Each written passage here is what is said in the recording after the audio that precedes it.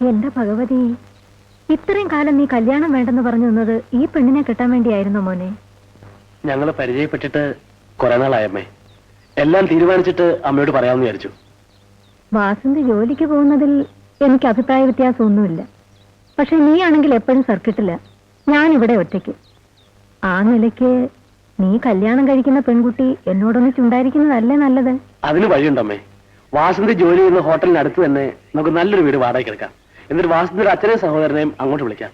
അമ്മയും പോരണം. നമുക്ക് എല്ലാവരും കൂടെ അവിടെ ഒന്നിച്ച് താമസിക്കാമല്ലോ. അപ്പോഴീ വീടോ? ഇത് നമുക്ക് ആർക്കെങ്കിലും വാടകയ്ക്ക് കൊടുക്കാമേ. ഈ നാട്ടും പുറത്ത് ആരെങ്കിലും ഇത് വാടകയ്ക്ക് എടുക്കുവോ? എന്നാൽ ആരെങ്കിലും കാവൽ ലഭിക്കാം, അല്ലാത്ത. പക്ഷെ ഇവിടെ നിന്ന് ഞാൻ എങ്ങനെ വരും മോനെ? നിന്റെ അച്ഛന്റെ ചിതാഭസ്മം ഈ തുളസിത്തറയെ സൂക്ഷിക്കാൻ തുടങ്ങിയിട്ട് വർഷം 3 കന്യാകുമാരിയെ കൊണ്ടുവന്ന് സമർപ്പിക്കേണ്ടത്. നിനക്കതിന് സമയം കിട്ടുന്നില്ലല്ലോ. വിവാഹം കഴിഞ്ഞാൽ ഉടനെ നമുക്ക് 3 പേർ കൂടെ പോയി ആ ചടങ്ങ് നടത്തി കളയാമേ. എന്നാലും നിനക്ക് ഈ കല്യാണം തന്നെ വേണമല്ലേ? ഇനിയും ഞാനത് പറയണോ അമ്മേ? വേണ്ട മോനെ, പറയണ്ട. ഞാൻ ജീവിക്കുന്നത് തന്നെ നിനക്ക് വേണ്ടിയല്ലേ. നിന്റെ ഇഷ്ടം പോലെ നടക്കട്ടെ.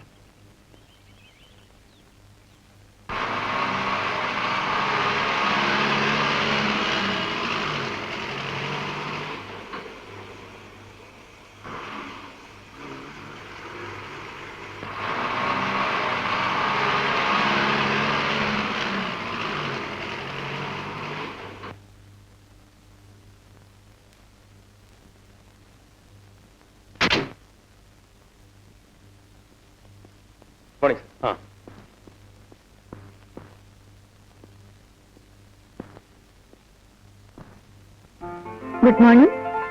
മോർണിംഗ്.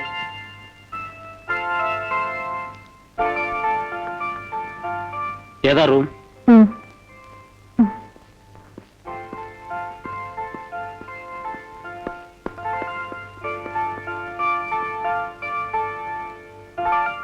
വാസന്തി, ചെല്ല്.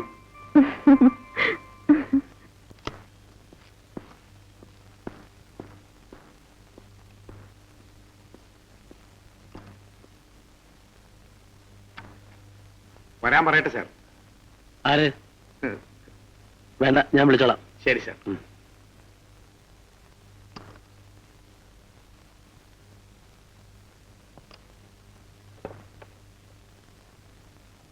ഹലോ. ആ, ഒന്ന് വേഗം വാ വാസന്തി. ഓക്കെ.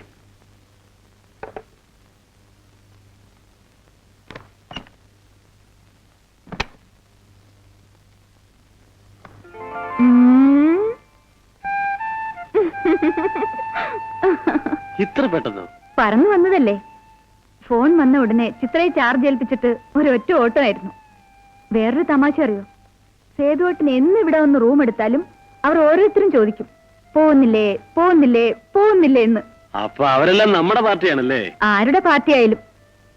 ഹായ്, അതിങ്ങ് തരൂ. അങ്ങനെ പെട്ടെന്ന് തരാനുള്ളതല്ല, ഒരു സന്തോഷ വാർത്തയോടൊന്നിച്ച് സമ്മാനിക്കാനുള്ളതാണ് ഈ സാധനം. എന്താ? നമ്മുടെ വിവാഹത്തിന് എന്റെ അമ്മ സമ്മതിച്ചു. ശരിയോ?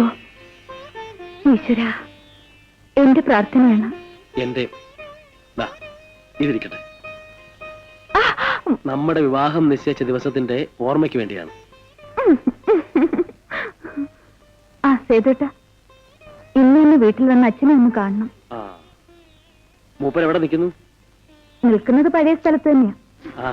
എങ്ങനെയും പിടിച്ച് തളയ്ക്കാണ്ടിരിക്കാൻ പറ്റില്ലല്ലോ. കല്യാണത്തിന് എനിക്ക് ചില വ്യവസ്ഥകളൊക്കെ ഉണ്ട്. എന്തോ വ്യവസ്ഥകൾ? ആയിക്കോട്ടെ. 1, കല്യാണം കഴിഞ്ഞാലും ഇവളുടെ ഇപ്പോഴുള്ള ജോലി കളയരുത്. ജോലി കളയുന്നില്ല. ഇനിയുള്ളത് എന്റെ കാര്യമാണ്. അത് ഏറ്റെന്ന് പറഞ്ഞല്ലോ. അതും കഴിഞ്ഞാൽ പിന്നെയുള്ളത് ചിറക് മുളയ്ക്കാത്ത എന്റെ മകന്റെ കാര്യമാണ്. മോനെ രാജേഷേ, എടാ കുഞ്ഞേ. എന്താ അച്ഛാ?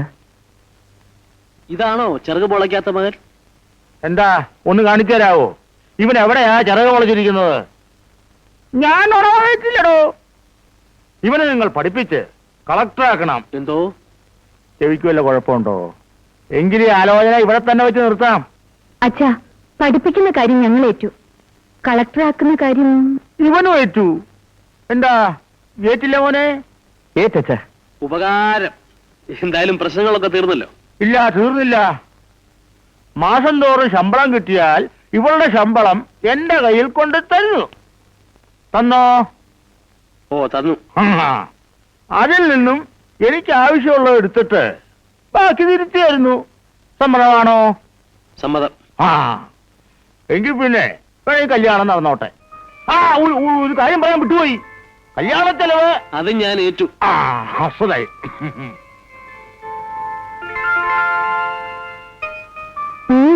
എന്തു പറ്റി? ഏയ് ഒന്നുമില്ല. പഴയ കാര്യങ്ങളൊക്കെ അറിയാതെ അങ്ങനെ ഓർമ്മിച്ചു പോയി. ഓഹോ, എത്ര പെട്ടെന്ന കാലം കടന്നു പോകുന്നത്. അതായിരുന്നോ? എന്താ ഇത്ര നോക്കാൻ? ഇന്ന് ലീവ് എടുത്തൂടെ വാസന്തി? അയ്യോ, ലീവോ? നല്ല കഥയായി. ലീവിന്റെ കാര്യം പറഞ്ഞ മാനേജറുടെ മുഖം ഒന്ന് കാണണം. ഓ, അയാളുടെ ഒരു മോഹം തൊഴിക്കണം. ഞാനാണെങ്കിൽ 2 ആഴ്ച സർക്കിട്ട് കഴിഞ്ഞ് വന്നതാ. ഭാര്യയോടെ ഒന്ന് മനസ്സ് കൊടുക്കുക സംസാരിക്കാൻ പോലും പറ്റിയിട്ടില്ല. ദേ, നോണ പറയുന്ന കേട്ടോ? ഇന്നലെ രാത്രി പിന്നെ എന്തായിരുന്നു? ഓ, മെനക്കേട്. ഏതായാലും ഒരു ഗുണം കിട്ടി. മക്കള് 2ആയിട്ടും. മനസ്സിപ്പോഴും. അതെ അതെ, അതിപ്പോഴും ഫസ്റ്റ് നൈറ്റ് തന്നെ നിൽക്കുക. ഓ സേതുട്ട പ്ലീസ്, ഞാൻ ഇനി മേക്കപ്പ് ചെയ്യേണ്ടി വരും. സമയം പോയി. ഈ ഒരു കാര്യത്തിന് മാത്രം എക്സ്ക്യൂസ് പറയല്ലേ മോളെ? ഞാൻ വൈകുന്നേരം ഇങ്ങോട്ട് ഓടി വരില്ലേ? അതിനൊന്ന് വൈകി കിട്ടണ്ടേ?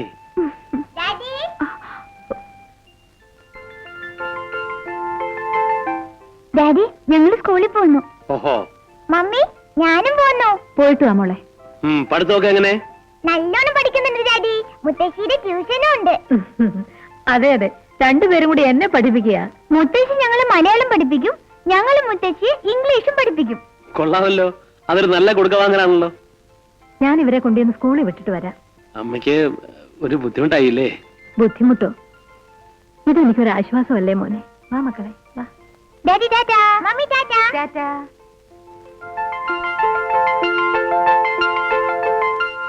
മമ്മിയും ഡാഡി വാസന്തിയായി ഈ വിളി വരെ പഠിപ്പിച്ചത്. അമ്മ എന്ന പദത്തിന്റെ അഴകും ഐശ്വര്യം എവിടെ കിടക്കുന്നു? നിന്റെ ഈ കമ്മി എവിടെ കിടക്കുന്നു? ഓ, ഞാൻ സഹിച്ചു.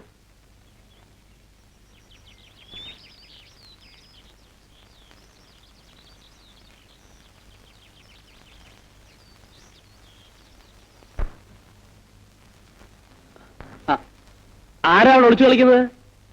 അകത്തേക്ക് വരാം. വരണം. ഇന്ന് എന്താണാവോ ഡിമാൻഡ്? എക്സ്കർഷനോ ടൈം ടേബിൾ ബുക്കോ? അവൻ പറയുന്നതിന് മുൻപ് ഇങ്ങനെ വാരിയാലോ? അവന് കോളേജിൽ പോവാൻ ബസ്സിൽ ഭയങ്കര തിരക്കാണെന്ന്. ഓഹോ, എന്നാ ഹെലികോപ്റ്ററിൽ പോട്ടെ. ഇപ്പൊ എന്റെ കൂട്ടുകാരെല്ലാം ബുള്ളറ്റിലാളിയാ വരുന്നത്. ആഹാ, അപ്പൊ താൻ മാത്രം സിമ്പിൾ ആയിട്ട് ബസ്സിൽ ചെന്നിറങ്ങുമ്പോ പെമ്പിള്ളാരൊക്കെ തന്നെ പ്രത്യേകം ശ്രദ്ധിക്കൂലേ? ഇതൊരു ചാൻസ് അല്ലേ? ഓ, ചാൻസ് എന്നോട് പറയാൻ തുടങ്ങിയിട്ട് കുറച്ച് ദിവസമായി. അളിയൻ വരുമ്പോ പറയാൻ ഞാൻ പറഞ്ഞു. ശരി, ഒരു കാര്യം ചെയ്യാം. ഇപ്പൊ ബസ്സിൽ തന്നെ പോ. അടുത്ത വർഷം നമുക്കൊരു ബുള്ളറ്റ് വാങ്ങിക്കാം. എന്താ? മതി അളിയ, അടുത്ത വർഷം മതി.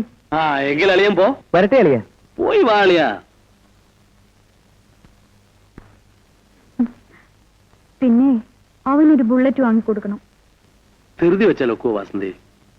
നമ്മൾ രണ്ടുപേരും ജോലി ചെയ്യുന്നുണ്ടെങ്കിലും എന്തെങ്കിലും മിച്ചം വെക്കാൻ സാധിക്കുന്നുണ്ടോ? എന്തേ സാധിക്കാത്തത്?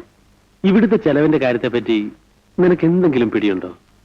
ഈ വലിയ വീടിന്റെ വാടക, ആഹാരം, വസ്ത്രം, രാജേഷിന്റെയും കുട്ടികളുടെയും പഠിത്ത ചെലവ്, പിന്നെ നിന്റെ അച്ഛന് മാസം തോറുമുള്ള വിഹിതം, ഇതെല്ലാം കഴിഞ്ഞാൽ പിന്നെ എന്ത് മിച്ചം കാണും?